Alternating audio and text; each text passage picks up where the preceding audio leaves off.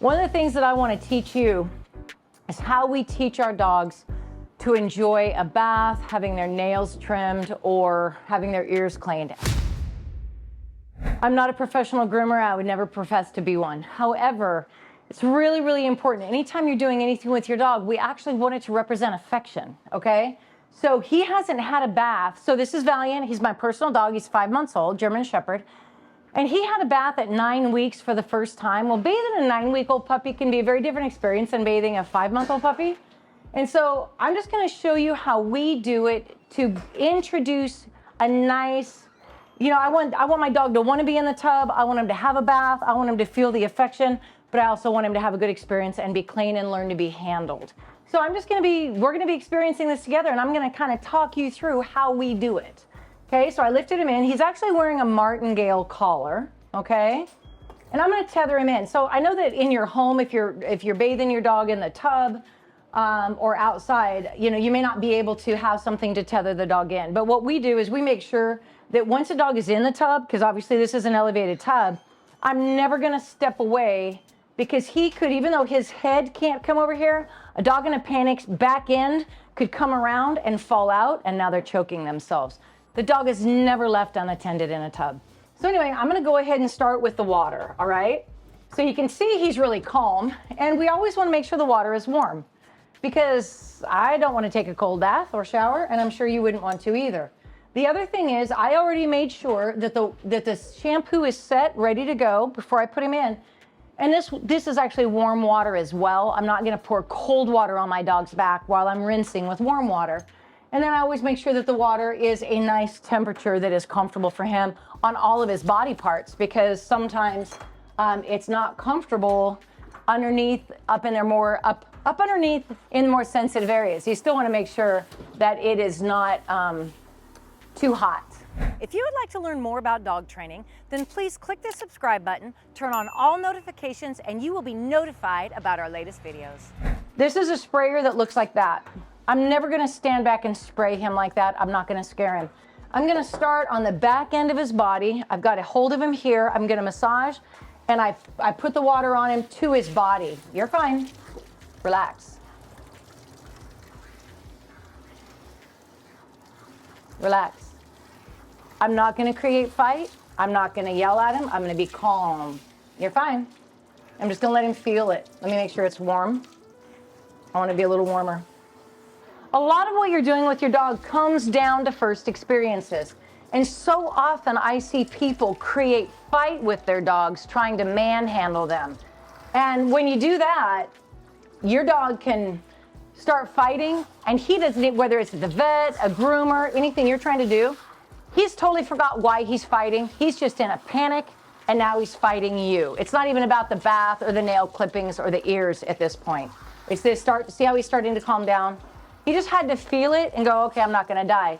Now there are a couple things that you can do to make this better for the dog. Like a lick mat, which I don't have one, but I'm gonna show you on the one that I already made. It's just peanut butter on a plate, but sometimes you can distract the dog by having a suction cup mat to the side of your tub or your shower. Put peanut butter on it. It is a great incentive for the dog to be calm and enjoy a nice, lot of peanut butter while you're doing a bath. So I'm gonna do all of the back end, shoulders and the neck first before I go up to his face. I wanna make sure I get the rest of his body really good first. Okay, so there we go. What you can do on the face is I keep it right up between his ears, and I have his head up, because if I have his nose down and I go to put water up here on his face, he can feel like he's drowning. So I keep his face up, easy, and I'm just gonna be quick, just like that, and just like that. And then if he starts to fight a little bit, I slow down. I just stop, keep the water in one spot, share affection, because it's all about keeping his brain calm. What does the bath represent, okay? And I'm gonna get him soapy, just get it all over his body, make it a little faster. And then I start to suds him up. Of course, use a good shampoo. We get it from a professional grooming salon, and we wanna make sure that you know, that we're paying attention to the dog's coat, what his needs are. There are oatmeal shampoos for sensitive skin. It's important to do all of that type of stuff just because your dog's skin health is really important. And don't bathe your dog too much. So Valiant lives in the home. He hasn't had a bath for 3 months, 2 months. He's 5 months old and I got him at 8 weeks old. So he hasn't had a bath for a while. And so obviously he's not getting bathed too much, but just pay attention. Different people are gonna tell you what too much is. Ask your local veterinarian what they think. If he wasn't having a good time, this is my homemade lick mat. See? And if I was sitting there, I could have this right here and he could be licking it. He's never had peanut butter. He's like, do I like it? But it would keep him busy while I'm bathing him and doing all that. He can just lick away and have a good time. You can get him online, get him on Amazon, get him wherever, but he doesn't need it, so I'm happy. I'll put that right there. Also, treats. Anytime your dog, if he was super stressed, and yeah, these are other treats, buddy, but my hands are soapy. But if he was super stressed or anxious, I would stop, give him some treats. Food is affection, touch is affection. It can definitely help calm the brain. And keep in mind, your goal is the bath, right? But what's most important is what is the experience my dog had in the bath, because that is what you are gonna build on, hopefully for the next 10 years at least, okay? And now I'm gonna start to rinse again. So I'm gonna do it quickly. Keep it close to his body. You don't wanna be out like that. It can scare the dogs. Take it slow. Sometimes if you have a really nervous dog, so if I'm gonna do this fast, right now that doesn't bother him. But if I had a nervous dog, I'd be really slow and I'd be talking to him. You're fine, just like that, okay? So I'm gonna go ahead and get him rinsed. Rinse them thoroughly, because if you don't, they can have skin problems afterwards and be extremely itchy, create sores, because a lot of times a dog can have irritated skin and then they scratch and lick and then create a secondary infection on that. So it's really important to make sure that you rinse thoroughly. Turn that down just a little bit. If at all, again, if he started to get uptight, I'm just gonna slow it down. Now notice I'm rinsing his face last, because sometimes that can create some of the biggest, sometimes fight, but I'm just gonna do it last. I'm gonna stand him up. I put my hand up underneath his belly. I'm gonna keep his butt up like that. Make sure I get everything rinsed really well. Even his pads. Where are we going, bud? Back, back. There we go. Back. You gonna turn around then? I even pick up their feet and rinse the pads, okay? Because you can get soap all the way up inside his feet, their pads. So you wanna make sure you rinse thoroughly. The only reason the dog will be panicked in the tub is if the humans make it a bad experience. And that's what we want to make sure that we teach him. Now, it doesn't mean that a dog that is panicked in the tub can't ever learn to like it, but it takes time to recreate the conditioning. Because once a dog panics, a dog in a panic cannot think, and you want to make sure that, that every experience leaves them with a calm mindset. Now, I'm gonna go ahead and start to rinse him, but I'm gonna turn him around so I can have it in my other hand. I'm gonna rinse his face. I make sure I do not get water in his ears. Okay, I'm gonna turn that off. I'm just gonna spin him around. Come here, buddy. I'm gonna turn him. Come on. Now I lift up his face. Easy, easy, easy. I'm not gonna fight him. Relax. Easy. Easy, relax, easy. Not as smooth as I want, but that's fine. Calm, relax. Nice, easy, easy. Get all that dirt off your nose from digging in my yard, huh? Down his ears. Make sure his face feels good. There's no soap in the fur. There we go. Sometimes people will blow dry the dogs. They have a blower. If they're gonna do that, you could start from the back end, but most people don't have that. They have towels, and I'm just gonna towel the dog off. Now, a lot of times people, this is the fun part for the dogs. I don't care if he even grabs it with his mouth. If he was to grab the towel to play a little bit, then this part represents play. It represents fun for the dog, okay? So I'm just gonna sit here and towel him really good.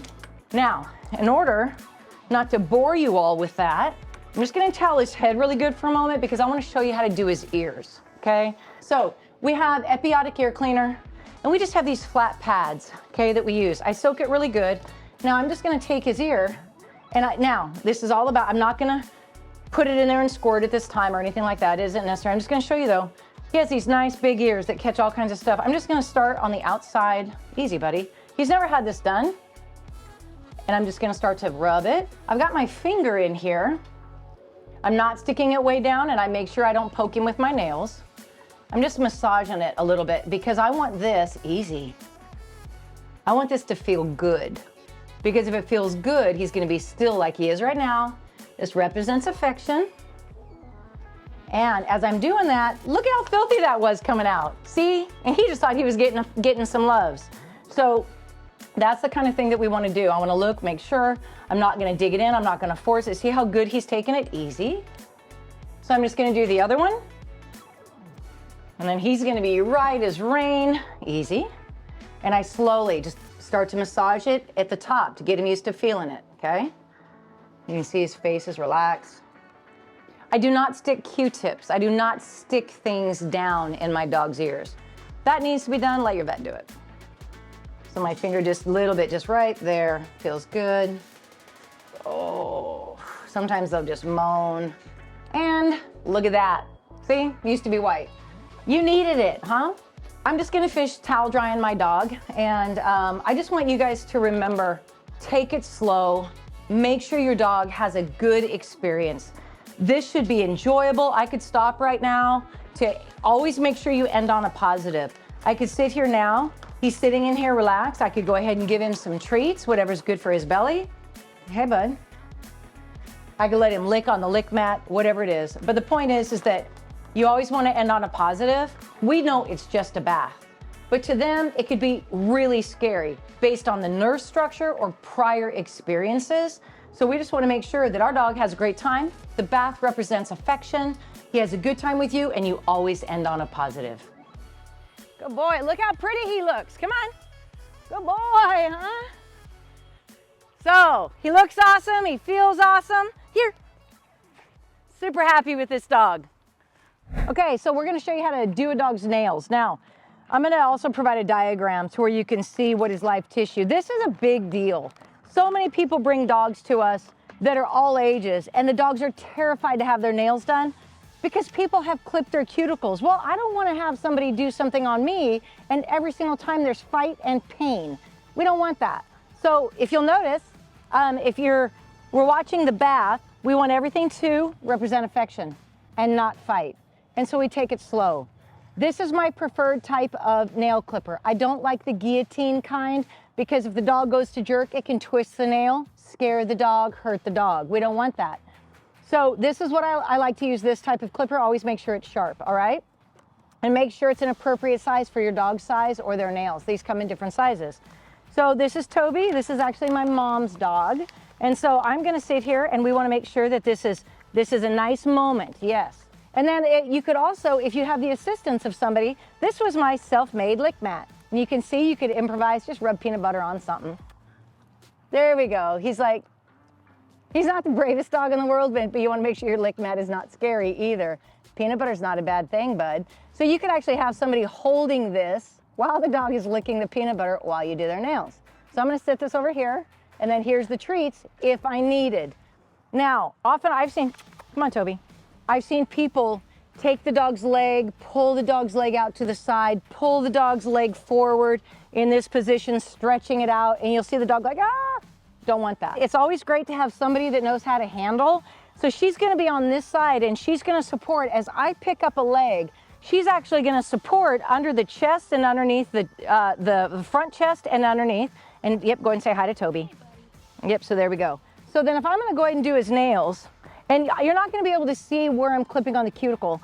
I don't wanna clip on the cuticle, in front of the cuticle. But the point is that we wanna make sure that you see how she's already massaging him? His face is already relaxing, affection. And we wanna make sure that he has a nice moment. So we have to take it slow.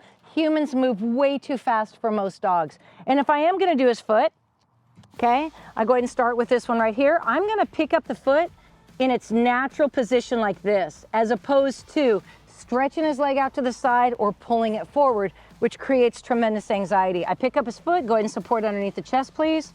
Now, notice she is gently creating support, but she's not holding the dog tight to create fight.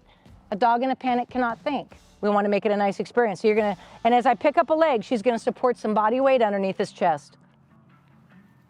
Easy. And I'm just gonna start clipping. I've done this before, so I know where to clip right in front of the cuticle to make sure. Now, let's say he was super nervous about it and he was starting to fight. I would do one toe and I'd put his foot down and I'd be like, that's awesome. And then maybe I'd give him a treat, okay? It's like, some dogs are so panicked when they come in, we're able to do one toe, two toes, maybe one foot. And if that's all we can do that day, that was a win. And then maybe a couple days later, we'll come back and do another foot. Keep in mind, my goal is to do all 4 feet. You may not be able to do all 4 feet in one sitting. You might have to take it slow, but you always end on a positive and make sure that we show the dog that we want to make sure they have a good experience. And if 1 foot was a big deal to this dog, then I'm going to stop there, share lots of affection, and then come back another day. But I'm going to go ahead and do his back foot. So go ahead, and if you want to support him, please, just so you guys can see what it's supposed to. And then I come back here, because she's going to support his body weight. When I pick up his back leg, I pick up his foot like this, keep it in a natural position, and I go ahead and clip his nails. Now, can you imagine if you clip a cuticle right now and he has pain? How excited will he be to have you do his feet again? He won't be, all right? It's super important that you make sure that you know what you're doing. And if you don't know what you're doing, get educated or have a professional show you and teach you.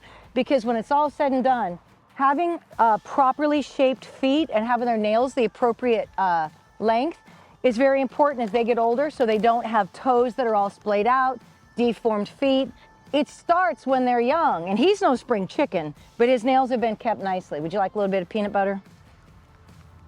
I'm gonna go ahead and I won't bore you with the other 2 feet, but I just wanted you to see how you can create a nice moment, take it slow with your dog, make sure that you're bending the body or bending the feet or approaching the feet in its natural shape and movement. Make sure your dog has a good experience, okay? Super important, because it is a relationship and it is all about trust. Have a good day. For today's rough recap, some important things to remember as Toby is enjoying my homemade lick mat. Make sure that when you're doing a bath, a dog's nails, or cleaning their ears, that you always end on a positive. It needs to represent affection. You can use a lick mat with peanut butter, you can use food, but it's important to make sure that you take it slow. If your dog starts to get spun up, calm it down. Stop what you're doing. Give him a treat. Let the brain settle. And then when the dog is calm, move forward. This is a skill that you want your dog to be comfortable with his entire life. If the dog has a positive experience, it's because the human did a good job. If the dog has a negative experience, it's because the human possibly was impatient or created fight. Trust is everything in the dog world. Make sure that you and your dog have a good time. Till the next lesson, we just thank you so much for listening. We hope you gained some value. And again, your dog will never be what you want him to be until you're the leader they need you to be. And we just thank you for your time, and we'll see you next time.